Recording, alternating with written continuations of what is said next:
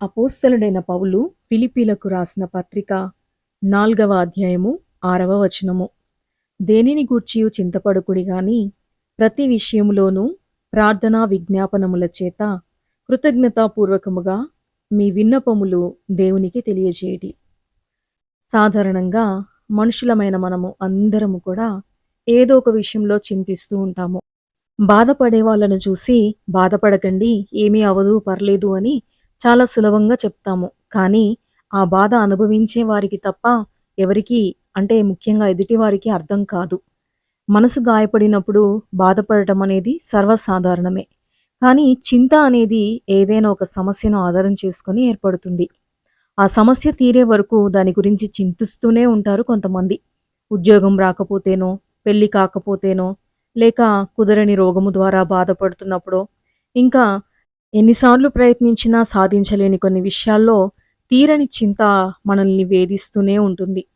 ఒకవేళ ఎవరైనా బాగా డబ్బున్న వాళ్ళు, బాగా పరపతి ఉన్నవాళ్ళు, మీరు బాధపడకండి, మీ అప్పులు మేము తీర్చేస్తాము, మీ ఇంట్లో సమస్యలు మేము తొలగిస్తాము అని చెప్పినప్పుడు, వాళ్ళకున్న స్తోమతను, సామర్థ్యాన్ని బట్టి ఆహా! నిజమేనేమో, తీరిపోతుందేమో ఈ సమస్య అని అనుకొని తాత్కాలికంగా ఆ చింత నుంచి బయటికి వస్తామే తప్ప, నిజంగా మన చింతల్ని తొలగించేవారు ఈ భూమి మీద ఎవ్వరూ లేరు. మనుషులను నమ్మినంతగా దేవుణ్ణి ఎందుకు నమ్మలేం మనము? మనకంటే కొంచెం గొప్ప వ్యక్తిగా చేస్తే నమ్మగలిగినప్పుడు, ఈ సర్వ సృష్టిని, ఈ భూమి మీద ఉన్న సర్వ సంపదలను సృష్టించిన దేవుడు మనకి అభయమిచ్చి, నీ చింత యావత్తు నా మీద వేయమని చెప్తే కూడా ఇంకా చింతిస్తూ ఉన్నామంటే, మనిషిని నమ్మినంతగా దేవుని మనం నమ్మలేదనే కదా అర్థము. మనుషులు మనకు సహాయం చేయగలరేమో, కానీ మన గురించి ఆలోచించి చింతిస్తారా? ఎందుకంటే వాళ్ళు కూడా మనుషులే కదా! వాళ్ళకు సమస్యలుంటాయి. వాటి గురించి వాళ్ళు కూడా చింతిస్తూనే ఉంటారు.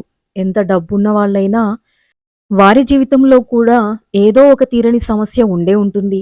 బీపీలో, షుగర్‌లో, కడుపు నిండా తృప్తిగా తినలేని పరిస్థితిలో ఉండి ఉండవచ్చు. లేదా వారి ధనం ఎవరైనా ఎత్తుకెళ్ళిపోతారని భయం ఉండవచ్చు. డబ్బున్నవారు సుఖంగా ఉంటారు అనుకుంటే అది పొరపాటే. పేదవాళ్ళు దుఃఖపడుతూనే ఉంటారనుకుంటే అది కూడా పొరపాటే. బైబిల్‌లో మనం చూసాం కదా! లాజరు గురించి మరియు ధనికుడి గురించి.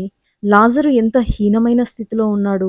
కురుపులు పట్టి, మరి చిల్ల పెంకుతో గోక్కుంటూ, మరి ధనవంతుడైన వాడు తిని పడేస్తున్న ఆహారం తింటూ, అతని యొక్క మరి ఆ యొక్క కుర్చీ కింద కూర్చొని ఉండి తన జీవితమంతా కూడా చాలా దుర్భరంగా గడిపాడు.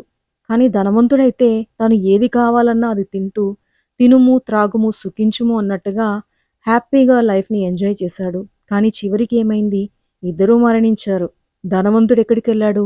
నరకంలో పడ్డాడు.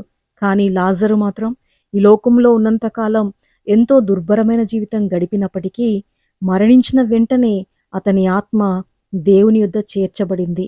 ఎంత గొప్ప ధన్యత ఇది! దేవుడు మనకి ఇచ్చినటువంటి గొప్ప ధన్యత. నిత్య రాజ్యానికి మనల్ని వారసులుగా చేస్తాను అని మనకు వాగ్దానం ఇచ్చిన గొప్ప దేవుడు.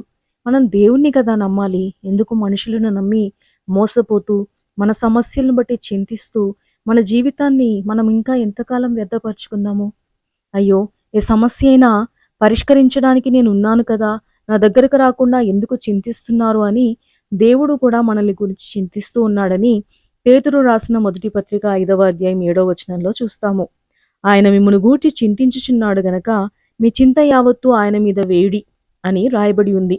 కొంచెం కూడా మిగిల్చుకోకుండా మీ చింత యావత్తూ నా మీద వేయండి అంటున్నాడు దేవుడు. 50% కాదు, 70% కాదు, 90% కాదు, 95% కాదు. పూర్తిగా నీ భారం ఏముందో, నీ రోగం ఏముందో, నీ సమస్య ఏముందో అదంతా కూడా మీరు నా మీద వేయండి. మిమ్మల్ని గూర్చి నేను చింతించుచున్నానని దేవుడు చెప్పినప్పుడు, మరి అదే విధంగా వాక్యంలో ఆవగింజంత విశ్వాసం ఉంటే కొండను చూసి పెకిలించబడి, ఎత్తబడి సముద్రంలో పడవేయబడమని చెప్పినప్పుడు ఆ ప్రకారం జరుగుతుందని వాక్యంలో రాయబడి ఉంది. అంత గొప్ప విశ్వాసం మనకుందా? విశ్వాసంలో ఎదగాల్సిన సమయం ఇది. మనం మనల్ని ఇంతగా ప్రేమించే దేవుణ్ణి నమ్మలేకపోతే ఇక అది మన కర్మే. దేవుణ్ణి నమ్మి మన చింత యావత్తు ఆయన మీద వేయకుండా, క్రమం తప్పకుండా చర్చికి వెళ్తూ, బైబిల్ చదువుతూ, ప్రార్థన చేసుకోవడం వల్ల ఎలాంటి ఉపయోగము ఉండదు. దేవుణ్ణి హృదయపూర్వకంగా నమ్మలేని వాళ్ళు చర్చికి వెళ్ళడం వల్ల ఏంటి ఉపయోగం? తమ డాలు, దర్పం ప్రదర్శించుకోవడానికి కాకపోతే మరి దేనికి? వేషధారులైన క్రైస్తవులకి, అన్యజనులకి తేడా ఏముంది? అన్యజనులు దేవుణ్ణి నమ్మరు కాబట్టి చర్చికి వెళ్లరు. క్రైస్తవులు చర్చికి వెళ్తారు కానీ దేవుణ్ణి నమ్మరు. దేనిని గూర్చి చింతపడవద్దు అంటే అది చిన్నదైనా, పెద్దదైనా, ఉద్యోగమో, వ్యాపారమో, కుటుంబమో, ఆరోగ్యమో, ఇంకా ఏదైనా సరే, ఏ సమస్య అయినా కూడా ఎదురైనప్పుడు దానిని మనం దేవుని మీద వేసి నిశ్చింతగా ఉండగలిగినప్పుడే దేవునిలో మనకు విశ్వాసం ఉన్నట్టు, మనం క్రైస్తవులం అన్నట్టు.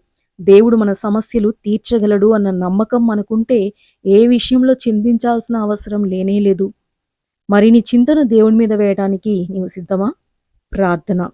ప్రియమైన పరలోక తండ్రి, ఈ లోకంలో మేము జీవించినంత కాలము మాకెదురయ్యే సమస్యలను బట్టి కృంగిపోక, నీ మీద ఆధారపడి మా చింత యావత్తు నీ మీద వేసి, నీ మీద ఆనుకొని, మా భారమంతా నీపై మోపి, నెమ్మదిగాను సుఖముగాను బ్రతుకున్నట్లుగా శాంతి సమాధానం మాకు దయచేయమని యేసు నామములో ప్రార్థించి బ్రతిమాలి వేడుకొంచున్నాం ప్రియ పరలోక తండ్రి. ఆమేన్.